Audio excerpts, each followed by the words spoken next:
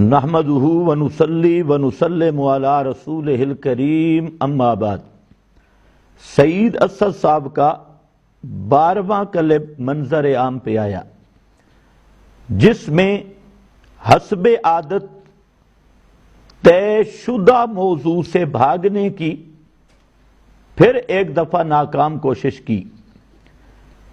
پچھلے کلپوں میں یہ بات طے ہو چکی ہے کہ مناظرہ میں مدعی میں ہوں، اور میرا دعویٰ یہ ہے کہ جمیع ما کانا و ما یکونوں کا علم محیط نبی کریم صلی اللہ علیہ وسلم کے لیے عقیدہ رکھنا یا کسی بھی پیغمبر کے لیے عقیدہ رکھنا یہ نصوص قطعیہ سریہ کے خلاف ہے۔ جو اصل عقیدہ ہے اعلی حضرت کا اور سعید احمد صاحب اسد کا، تو موضوع مناظرہ کا یہی ہے اور یہ طے شدہ ہے۔ دوسرے نمبر پر مناظرے کی جگہ کے متعلق میں نے 3 آپشن دیے تھے۔ نمبر 1، غیر جانبدار جگہ۔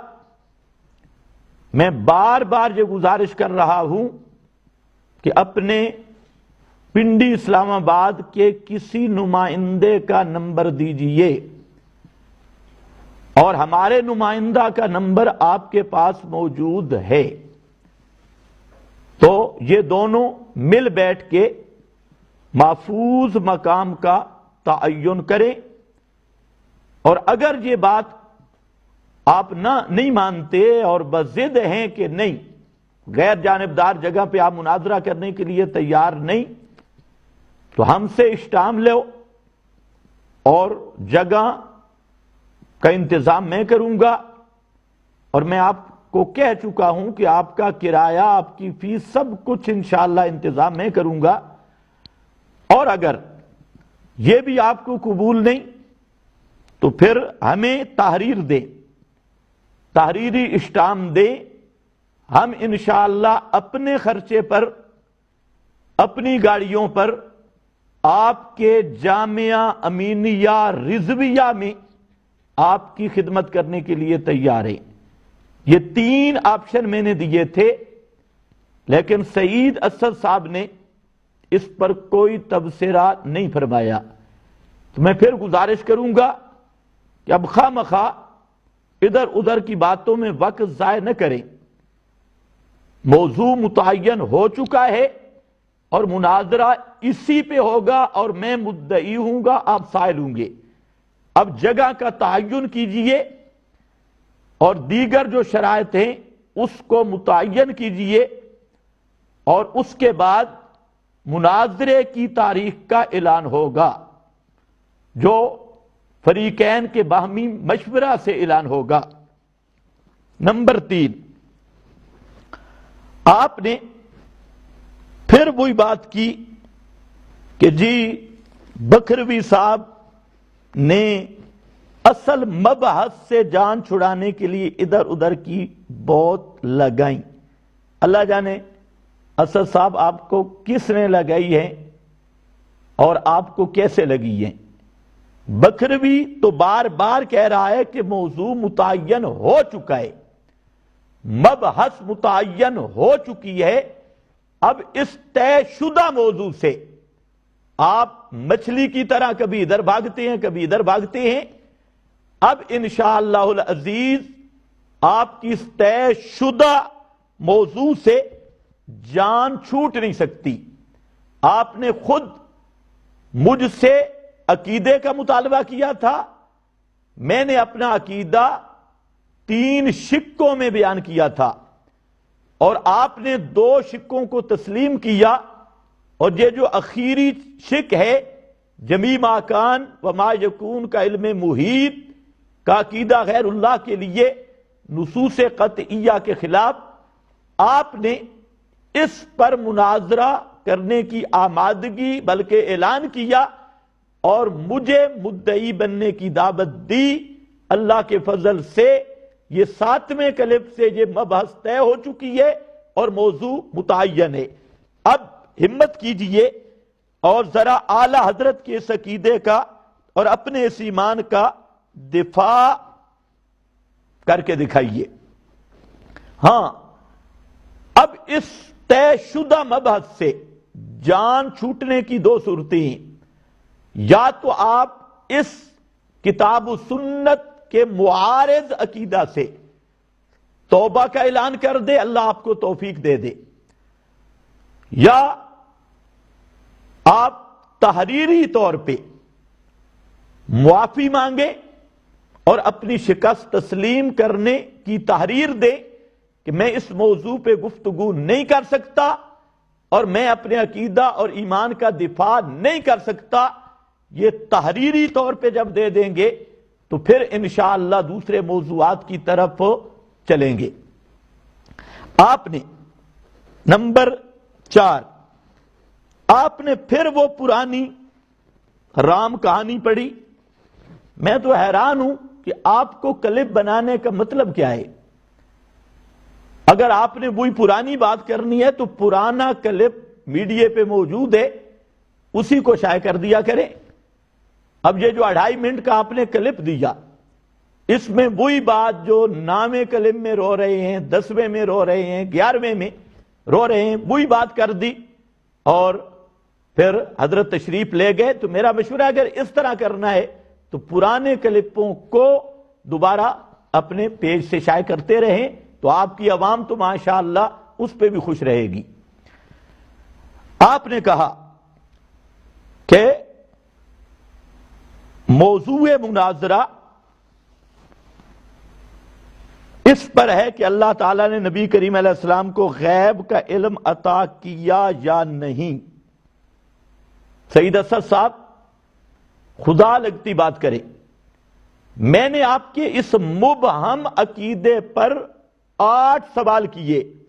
آپ یہ سمجھتے ہیں کہ شاید جس طرح آپ بھول جاتے ہیں دنیا بھی بھول جاتی ہوگی اور کسی کو پتہ نہیں چلتا ہوگا۔ 8 وضاحتیں طلب کی، اب بھی جرت کیجئے اور یہ وضاحتیں کر کے پھر مجھ سے پوچھیں کہ آپ کا نظریہ کیا ہے۔ جب آپ وضاحت بھی نہیں کر سکتے اور پھر ایک بات پہ بضد ہو کے اڑے ہوئے ہیں تو کوئی عقل مند ذی شعور آپ کی اس حرکت کو اہل انصاف کی حرکت سے تعبیر نہیں کرے گا۔ میں نے آپ سے پوچھا تھا کہ اگر کوئی شخص نبی کریم صلی اللہ علیہ وسلم یا حضرت عیسیٰ کو عطائی الہ مانے، اس کا حکم کیا ہے؟ یہ مسلمان ہے یا مشرک ہے؟ آپ نے جواب نہیں دیا، جواب دیجئے۔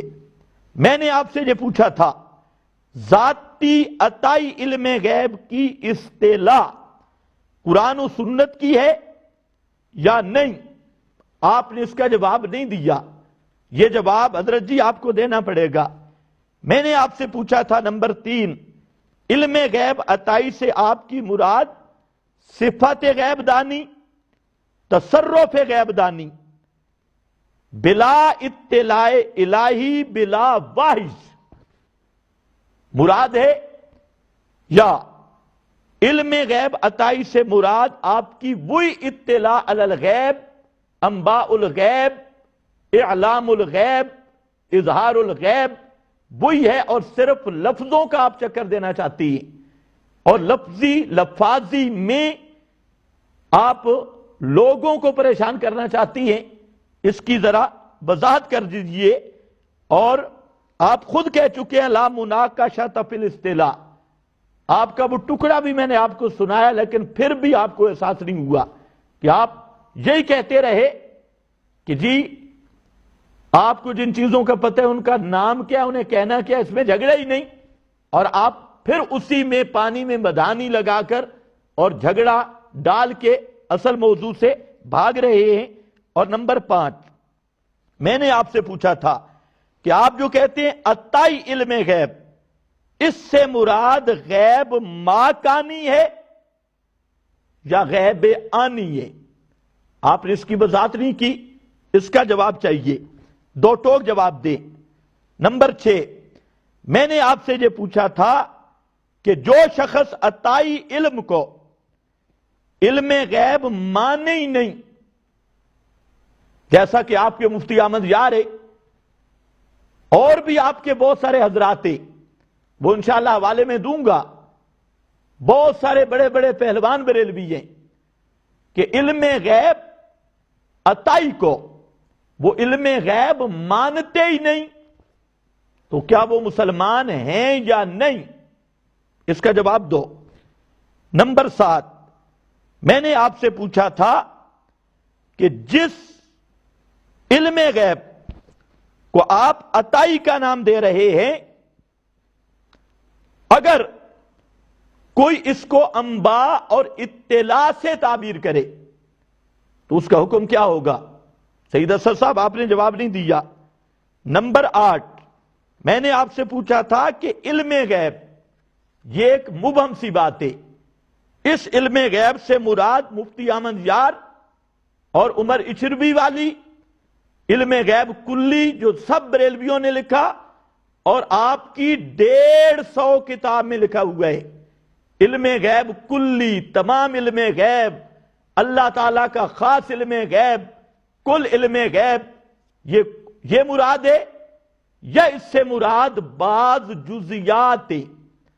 بعض جزیات پر آپ علم الغیب عطائی کا اطلاع کرتے ہیں، اس کی وضاحت کون کرے گا؟ اس کی ذرا وضاحت کر دیجئے۔ اور اگر آپ کہتے ہیں بعض ہے تو بعض سے مراد کیا ہے؟ تمام ممکنات حاضرہ غائبہ کا یا بعض کا؟ اگر بعض کا ہے تو وہ امور متعلقہ بالرسالت ہے یا غیر متعلقہ بالرسالت بھی ہر ایک کے قائل اور منکر کا حکم بیان کر دیجئے۔ لیکن حضرت جی اب تک آپ نے بیان نہیں کیا۔ پھر میں 7 وجوہ سے 7 اس پر سوال اٹھا چکا ہوں، وہ بھی آپ نے ہضم کر لیے۔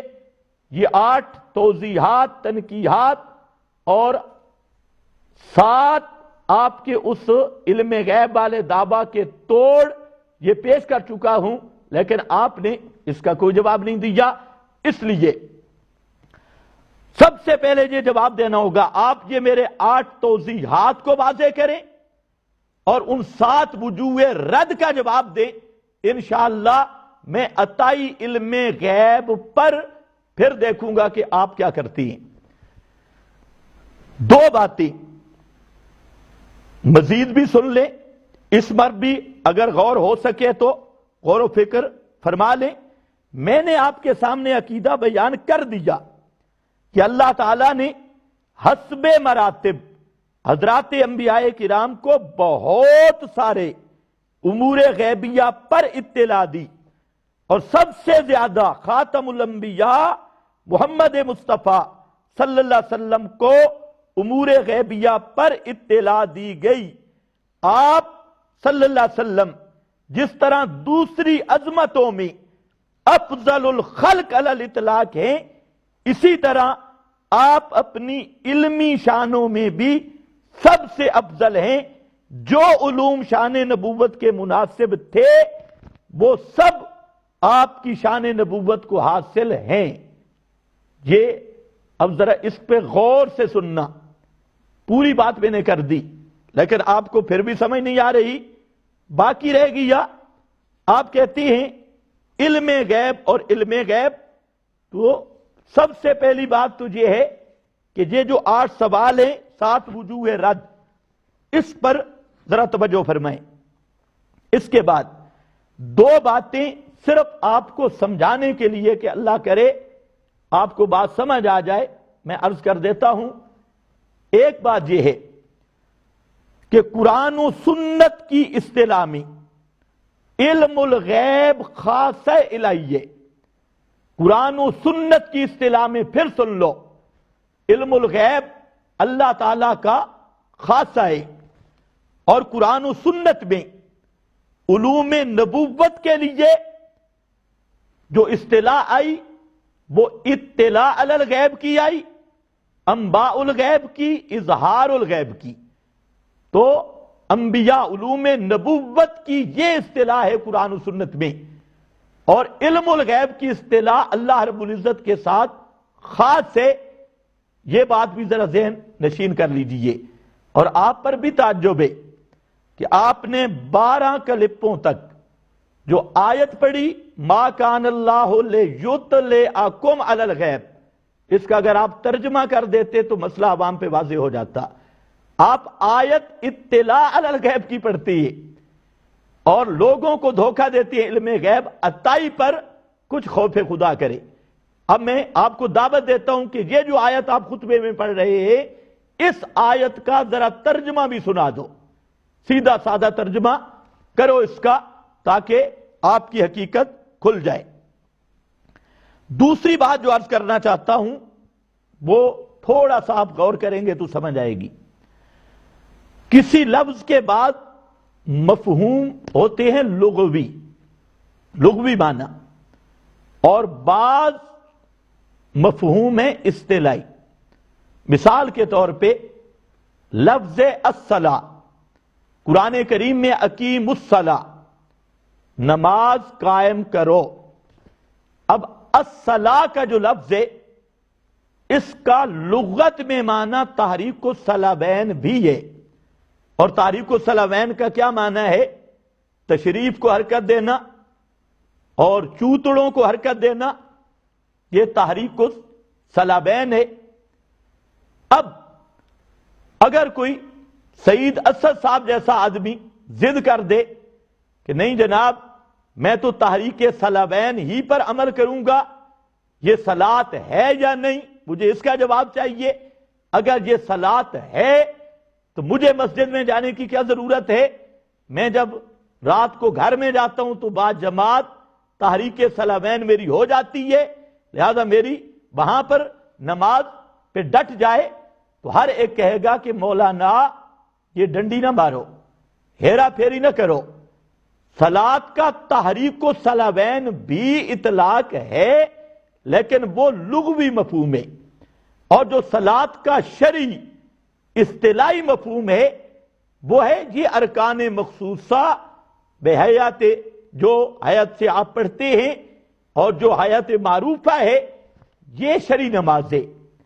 اسی طرح آپ لوگوں کو اگر یہ نقطہ سمجھ آ جائے تو آپ کے لیے قرآن و سنت کے علوم کے دروازے کھل سکتی ہیں۔ تو میں عرض یہ کر رہا تھا کہ تحریک صلابین والی صلاۃ پہ سعید اسد صاحب گزارا نہ کریں، جو شرعی نماز کا مفہوم ہے اس کی طرف ہیں۔ اسی طرح غیب اور علم الغیب کا ایک شرعی اصطلاح ہے، اور وہ میں سورہ سبا کے حوالے سے بیان کر چکا ہوں۔ شرعی اصطلاح کے مطابق، قرآن و سنت کی اصطلاح کے مطابق، علم الغیب یہ اللہ رب العزت کا خاصہ ہے، اور مخلوق کی کوئی ہستی بھی اس میں کسی طرح بھی شریک نہیں۔ دوسرا اطلاق ہے علم الغیب کا لغوی اطلاق، کہ ہر چھپی چیز کو غیب کہا جائے، پوشیدہ چیز کو غیب کہا جائے، تو لغوی اعتبار سے بعض حضرات نے اطلاع علی الغیب اور انباء الغیب کو علوم غیبیہ سے یا علم غیب سے تعبیر کیا، لیکن وہ کیا ہے؟ وہ لغوی بحث ہے اور لغوی مفہوم ہے، تو اس کو ذرا فرق کو ذہن میں رکھ لیں۔ آپ حضرات نے جو علم غیب عطائی کو اللہ تعالیٰ کی اطلاع، اللہ کی وحی، اللہ کے اعلان کے مقابل قرار دیا کہ علم غیب ایسی صفت عطا کر دی جاتی ہے، ایسا تصرف عطا کیا جاتا ہے کہ اس کے بعد اللہ تعالیٰ کی اطلاع کی ضرورت نہیں، الہام کی ضرورت نہیں، وحی کی ضرورت نہیں، اعلام کی ضرورت نہیں۔ یہ علم غیب عطائی کہ یہ وہ نظریہ ہے جو عیسائیوں نے حضرت عیسیٰ علیہ السلام کے لیے عطائی الوہیت کا نظریہ قائم کیا، یا دیگر اقوام کے مشرکین نے اپنے معبودوں کے لیے عطائی الوہیت کا درجہ تسلیم کیا۔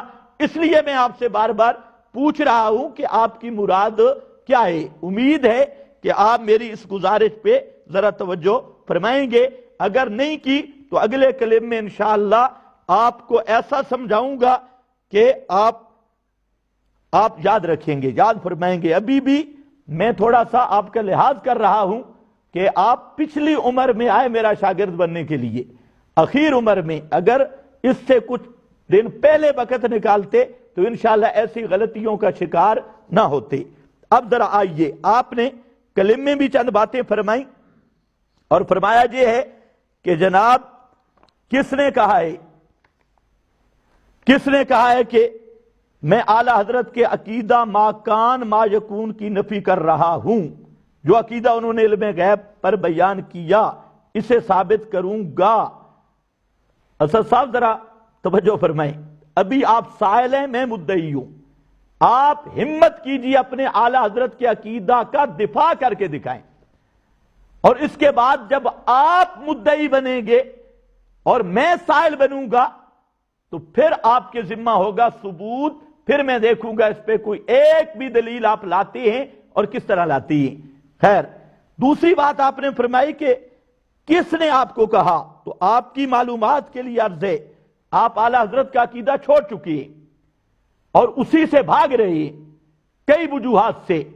اعلی حضرت کا عقیدہ یہ ہے کہ روز اول سے روز آخر تک کا علم محیط نبی کریم علیہ السلام کو حاصل ہے، اور آپ پہلے کلپوں میں کہہ چکے ہیں ہر وقت ہر ذرے کا ہر چیز کا ہم علم نہیں مانتے، تو اعلی حضرت کے فتوے کے مطابق آپ خیر سے کافر بھی بن چکے ہیں۔ اعلی حضرت کہتے ہیں جمیع ما کان جمیع ما یکون، اور آپ اڑے ہوئے، آپ کیا کہتے ہیں جب پھنس جاتی ہیں بعض علم غیب، جزئی علم غیب، ذرا علم غیب، تو آپ اعلی حضرت کے یہ دوسری بجائے اعلی حضرت کے عقیدہ کو آپ چھوڑ چکے ہیں۔ اور تیسرا، اعلی حضرت جمیع ما کان و ما یکونوں کے علم محیط کا دعویٰ کرتا ہے، اور آپ کی زبان لڑکھڑا جاتی ہے، آپ صرف کہتے ہیں ما کانا ما یکونو ما کانا ما یکونو، آپ میں جرت نہیں ہوتی کہ اعلی حضرت کے الفاظ ہی اپنی زبان سے ادا کریں کہ جمیع ما کان و ما یکون کا علم محیط۔ اور نمبر 4، اعلی حضرت نبی کریم علیہ السلام کو عالم الغیب کہنے پر تصدیق کر رہے ہیں، اور آپ نبی کریم علیہ السلام پر لفظ عالم الغیب کا انکار کر رہے ہیں، تو اعلی حضرت کا عقیدہ آپ چھوڑ چکے ہیں یا نہیں، ذرا انصاف کریں۔ اور انوار شریعت کی وہ عبارت بھی ذہن میں رکھیں کہ جو شخص احمد رضا خان اعلی حضرت کا ہم عقیدہ نہیں وہ کافر ہے، یہ آپ کے مولویوں نے لکھا۔ تو یہ جناب چوتھا فتویٰ ہے اعلی حضرت کا کہ اعلی حضرت کے اس فتوے کے روح سے جناب مولانا سعید اسد صاحب آپ چوتھی دفعہ کافر بن چکی ہیں۔ اس کے ساتھ ہمت ہو تو اس کا جواب دینا۔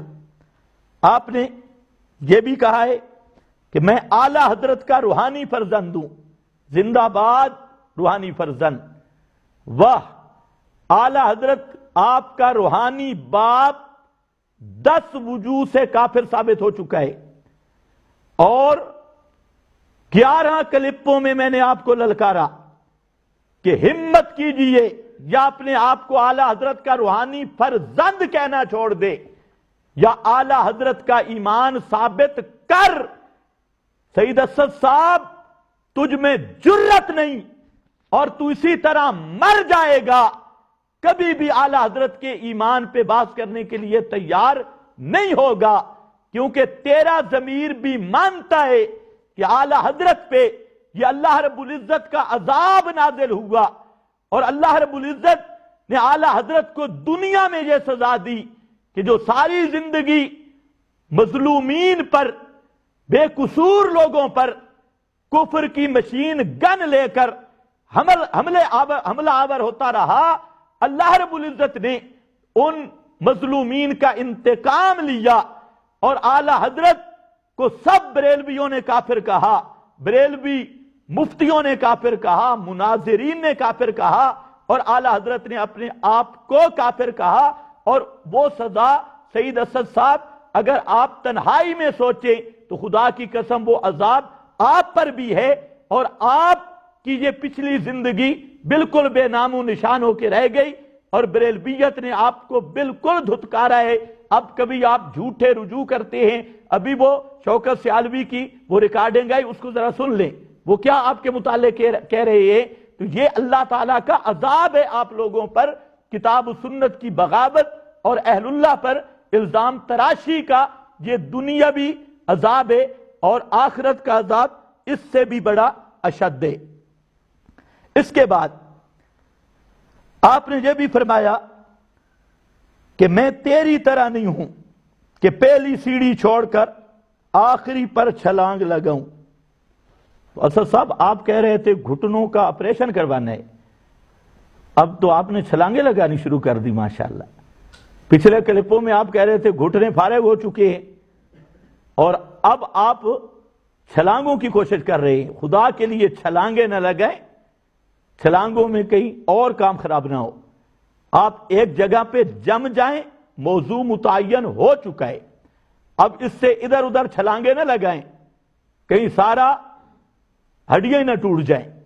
اس لیے موضوع متعین شدہ اس پہ آئیں، اور جگہ کا تعین، شرائط کا تعین کرنے کے بعد ذرا ہمت کیجئے، ان دو چیزوں کو مقرر کریں تاکہ تاریخ کا تعین ہو سکے۔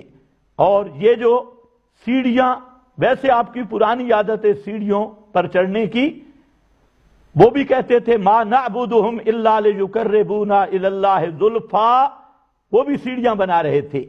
تو یہاں سیڑھی نہیں ہے، یہاں ہمارے ہاں یہ ہے صراط مستقیم، شاہراہ جنت کی، جنت کا موٹر وے روڈ ہے جس کا عنوان ہے کتاب و سنت، قرآن اور سنت۔ چھوڑیے ادھر ادھر کی عبارات کو، چھوڑیے غیر معصوم آراء کو، چھوڑیے امتیوں کے اقوال کو۔ سعید اسد صاحب مرنا بھی ہے، آؤ ہماری صاف دعوت صراط مستقیم اور کھلی شاہراہ، ان ھذا القرآن یہدی للتی ہی اقوم۔ آئیے کتاب و سنت پہ آ جائیے، اور غیر معصوم اقوال کو چھوڑ دیجئے، ان کی طرف جانے کی ضرورت نہیں جو کتاب و سنت کے مد مقابل ہیں۔ میرے بزرگ کی بات ہو جو کتاب و سنت سے ٹکرا جائے تو اس کو دیوار پہ پھینک دے، اگر تیرے بزرگ کی بات ہو جو کتاب و سنت سے ٹکرا جائے اس کو گندگی میں پھینک دے۔ اور آئیے کتاب و سنت کی یہ وہ راہ ہے جو سیدھی جنت میں جانے والی ہے۔ اب آخر میں حوالہ دے رہا ہوں انشاءاللہ اگلے کلم میں برکت کے لیے، یہ ہے سورہ لقمان، اس کا آخر ہے۔ اس میں اللہ نے فرمایا ان اللہ عندہ علم الساعہ وینزل الغیث ویعلم ما فی الارحام وما تدری نفس ماذا تکسب غدا وما تدری نفس بأی ارض تموت ان اللہ علیم خبیر۔ یہ آیات تبرکن میں نے پڑھ لی، انشاءاللہ میں ثابت کروں گا کہ 5 چیزوں کا علم محیط، 5 چیزوں کا علم محیط۔ ایک ہے قیامت کب آئے گی، دوسرا تمام بارشوں کا علم محیط، تمام رحموں کا علم محیط، استقبال کا علم محیط، اور ہر شخص کی موت کا علم محیط۔ یہ جاننا یہ اللہ کا، اللہ تعالیٰ کے ساتھ خاص ہے۔ یہ 5 چیزوں کا علم محیط اللہ نے کسی نبی کو بھی عطا نہیں کیا، کسی ولی کو بھی عطا نہیں کیا۔ یہ 5 چیزوں کلیات کے اعتبار سے، بعض جزیات سے آپ لوگوں کو دھوکہ دیتے ہیں، فلانی جزی کا علم، فلانی جزی، اس کی بات نہیں۔ ان 5 چیزوں کا علم محیط، اور یہی ہے جمیع ما کان وما یکونوں کا فرد، اس کا علم محیط اللہ رب العزت نے کسی کو عطا نہیں کیا۔ حضرت عبداللہ ابن مسعود رضی اللہ تعالیٰ عنہ فرماتے ہیں اللہ نے 5 چیزوں کا علم محیط عطا کسی کو نہیں کیا۔ یہ آپ کے فتاوی رضویہ میں ہے۔ حضرت عبداللہ ابن عمر فرماتے ہیں اللہ نے ان 5 چیزوں کا علم کسی کو عطا نہیں کیا۔ حضرت قتادہ تابعی کہتے ہیں اللہ رب العزت نے ان 5 چیزوں کا علم محیط اپنے ساتھ خاص رکھا ہے، اور لم یطلع علیہا ملکا مقربا ولا نبیا مرسلا، اللہ نے نہ کسی نبی کو اس پر مطلع فرمایا اور نہ کسی ولی کو، فرشتے کو اس پر مطلع فرمایا۔ تو یہ آیت نمبر 12، 11 پہلے ہو چکی ہے، یہ 12ویں آیت وقت کی قلت کی وجہ سے میں نے تھوڑا سا بیان کیا۔ انشاءاللہ آئندہ کلم میں یہ دلائل کا سلسلہ جاری رہے گا۔ وآخر دعوانا الحمدللہ۔